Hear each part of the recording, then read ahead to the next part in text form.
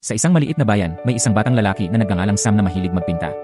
Gumugugol siya ng maraming oras araw-araw sa paglikha ng mga makukulay na obra maestra, gamit ang kanyang imahinasyon upang bigyang buhay ang kanyang mga ideya.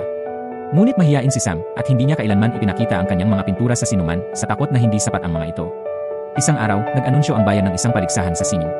Hinikayat siya ng guro ni Sam na pumasok, ngunit nag-alinlangan siya. Pagkatapos ng maraming panghihikayat, nagpasya siyang subukan ito. Ilang linggo siyang nagtatrabaho sa kanyang pagpipinta, ibinubuhos ang kanyang puso dito, ngunit habang papalapit ang takdang panahon, ang pagdududa ay pumasok. Paano kung walang magkagusto? Paano kung mabigo ako? Sa araw ng kompetisyon, tumayo si Sam sa labas ng gallery, hawak-hawak ang kanyang painting, masyadong kinakabahan na pumasok sa loob. Aalis na sana siya, biglang may isang matandang lalaki ang dumaan at napansin siya. Umiti ang lalaki at nagtanong, "Iyan ba ang iyong pinta? Mukhang maganda mula rito." Nag-alinlangan si Sam pero tumango. Marahang kinuha ng lalaki ang painting mula sa kanya at sinabing, "Art is meant to be shared. Don't hide your light." Hadlay ang bagong katapangan, sinundan ni Sam ang lalaki sa gallery at isinumite ang kanyang painting. Sa kanyang pagtataka, ito ay sinalubong ng paghanga. Bagamat hindi siya nanalo ng pinakamataas na premyo, ang kanyang gawa ay pinuri dahil sa orihinal at puso nito. Ang karanasan ay nagturo kay Sam ng isang mahalagang aral. Ang takot sa kabiguan ay hindi dapat magpigil sa iyo na ibahagi ang iyong mga regalo sa mundo.